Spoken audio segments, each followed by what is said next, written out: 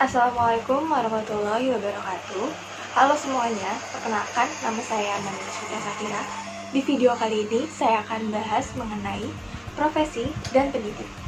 Berikut ini adalah materi yang akan kita bahas. Yuk kita belajar bareng. Profesi merupakan jabatan atau pekerjaan yang menuntut keahlian seseorang dan didapat melalui adanya proses pendidikan. Suatu profesi erat kaitannya dengan jabatan atau pekerjaan tertentu yang dengan sendirinya menuntut keahlian, pengetahuan, dan keterampilan tertentu. Menurut Undang-Undang Nomor 14 Tahun 2005 tentang Guru dan Dosen, Pasal 1 Ayat 4 mengungkapkan bahwa profesional merupakan pekerjaan atau kegiatan yang dilakukan oleh seseorang dan menjadi sumber penghasilan kehidupan yang memerlukan keahlian, kemahiran, atau kecakapan yang memenuhi standar mutu atau norma tertentu serta memerlukan pendidikan profesi. Berikut ini merupakan ciri-ciri sebuah profesi, yang mana ciri-ciri ini dibagi menjadi dua, yaitu ciri utama dan ciri tambahan. Berikut ini pengertian pendidik menurut Undang-Undang Nomor 20 Tahun 2003 tentang Sistem Pendidikan Nasional.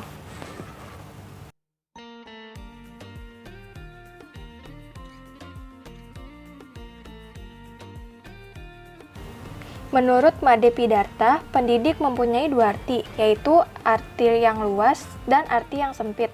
Pendidik dalam arti yang luas berarti semua orang yang berkewajiban membina anak-anak. Dalam hal ini, orang-orang yang berkewajiban membina anak secara alamiah adalah orang tua mereka masing-masing, warga masyarakat, dan tokoh-tokohnya. Pendidik dalam arti yang sempit adalah orang-orang yang disiapkan dengan sengaja untuk menjadikan guru dan dosen. Berikut ini fungsi seorang guru menurut James dan kawan-kawan dalam Omar Hamalik. Berikut ini tugas guru secara khusus sebagai pengelola proses pembelajaran.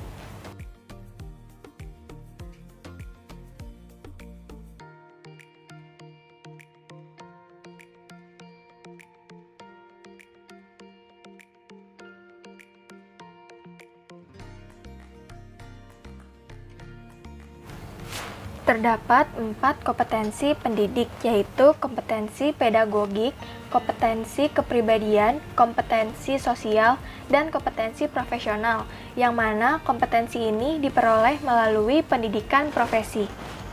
Kompetensi pedagogik merupakan kemampuan guru dalam pengelolaan pembelajaran peserta didik.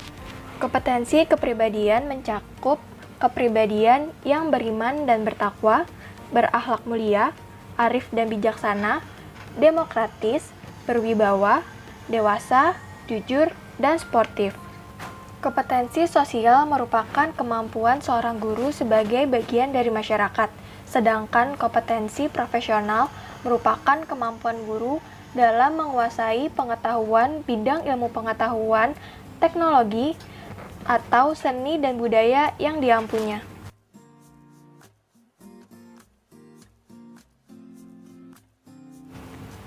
Berikut ini kualifikasi akademik untuk guru, guru pendamping, serta guru pendamping muda pada jenjang pendidikan anak usia dini.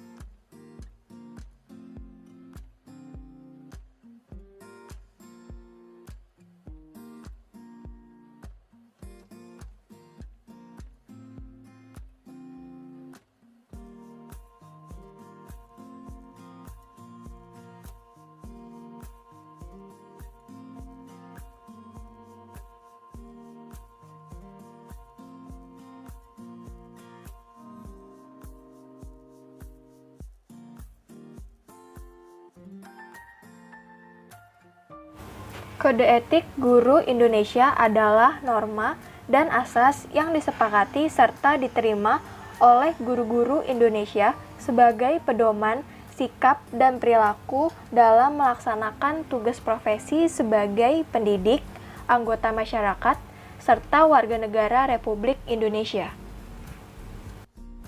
Menurut keputusan Kongres Persatuan Guru Republik Indonesia ke-21 tahun 2013, guru memiliki dua kewajiban, yaitu kewajiban umum dan kewajiban khusus.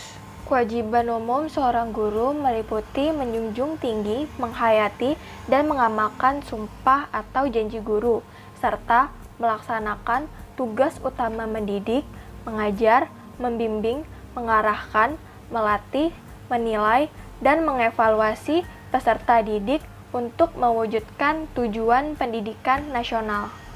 Sedangkan kewajiban khusus seorang guru meliputi kewajiban terhadap peserta didik, kewajiban terhadap orang tua atau wali peserta didik, kewajiban terhadap masyarakat, kewajiban terhadap teman sejawat, kewajiban terhadap profesi, kewajiban terhadap organisasi profesi, serta kewajiban terhadap pemerintah.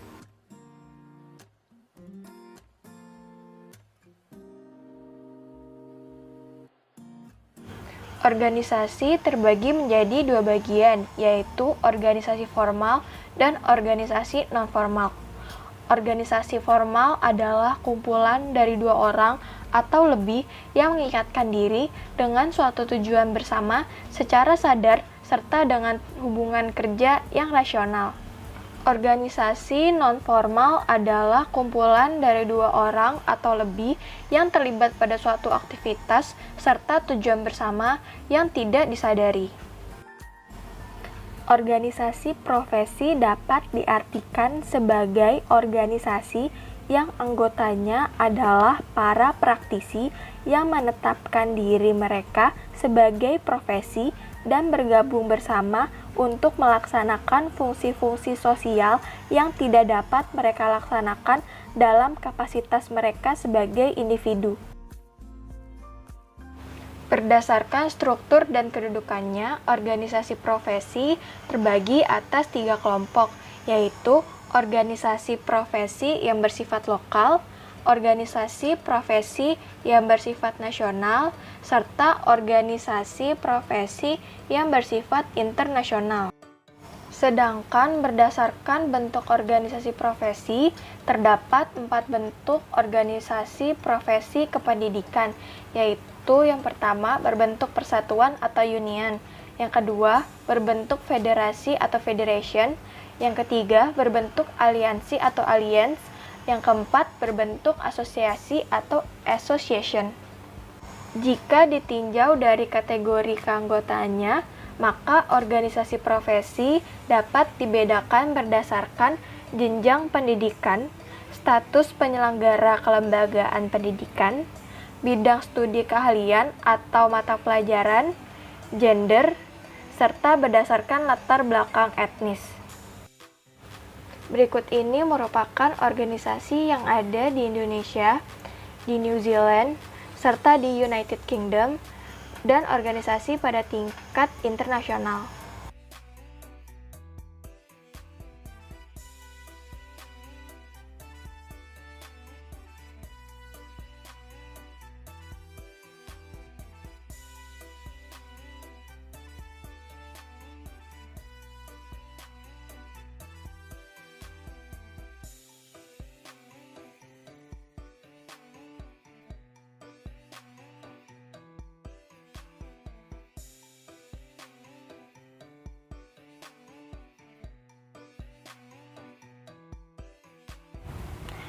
Pembinaan dan pengembangan karir guru terdiri dari 3 ranah, yaitu penugasan, kenaikan pangkat, dan promosi. Penugasan.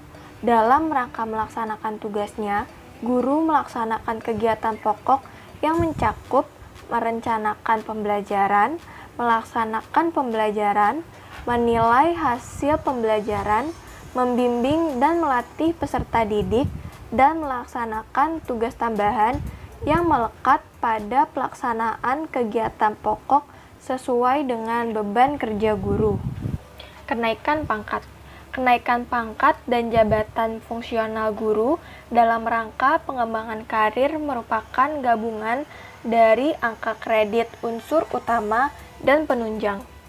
Unsur utama kegiatan yang dapat dinilai sebagai angka kredit dalam kenaikan pangkat guru terdiri atas pendidikan, pembelajaran atau pembimbingan dan tugas tambahan atau tugas lain yang relevan dengan fungsi sekolah atau madrasah, serta pengembangan keprofesian berkelanjutan atau PKB.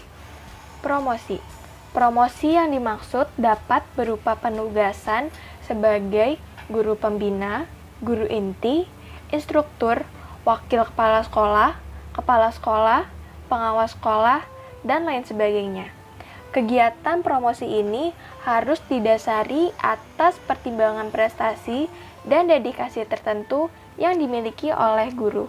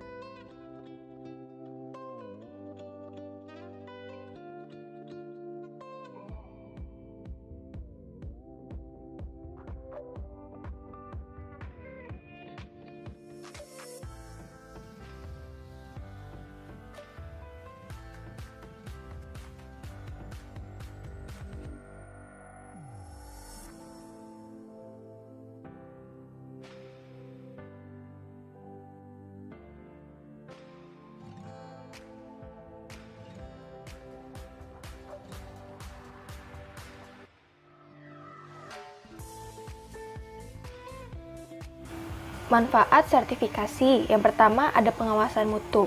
Lembaga sertifikasi yang telah mengidentifikasi dan menentukan seperangkat kompetensi yang bersifat unik, peningkatan profesionalisme melalui mekanisme seleksi, baik pada waktu awal masuk organisasi profesi maupun pengembangan karir selanjutnya. Untuk setiap jenis profesi dapat mengarahkan para praktisi untuk mengembangkan tingkat kompetensinya secara berkelanjutan, profesi yang lebih baik, program pelatihan yang lebih bermutu, maupun usaha belajar secara mandiri untuk mencapai peningkatan profesionalisme. Yang kedua, penjaminan mutu. Adanya proses pengembangan profesionalisme dan evaluasi terhadap kinerja praktisi akan menimbulkan persepsi masyarakat dan pemerintah menjadi lebih baik terhadap organisasi profesi beserta anggotanya.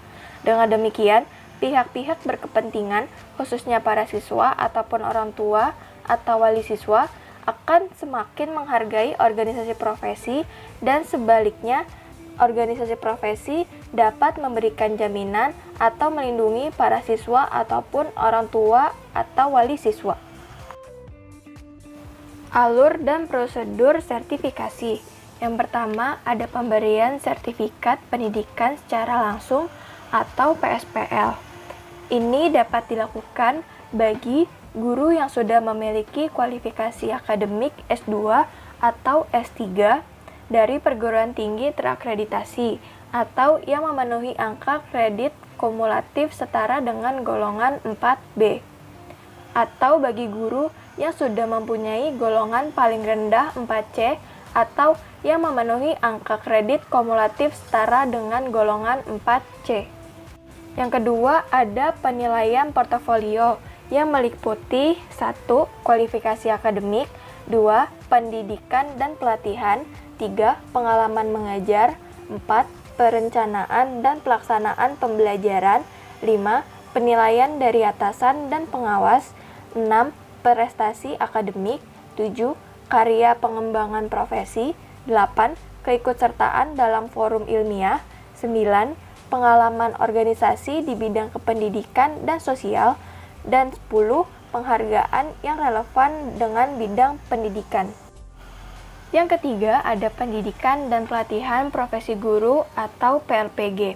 Peserta sertifikasi pola PLPG adalah guru yang bertugas sebagai guru kelas, guru mata pelajaran, guru bimbingan dan konseling atau konselor, serta guru yang diangkat dalam jabatan pengawas satuan pendidikan yang memilih 1. Sertifikasi pola PLPG, 2. Pola penilaian portofolio yang berstatus tidak mencapai passing grade penilaian portofolio atau tidak lulus verifikasi portofolio, Dan yang ketiga, pemberian sertifikat pendidikan secara langsung tetapi berstatus tidak memenuhi persyaratan yang lulus UKA. Itu tadi pembahasan kita mengenai profesi dan pendidik. Terima kasih sudah menonton video kali ini. Sampai jumpa di video berikutnya. Wassalamualaikum warahmatullahi wabarakatuh.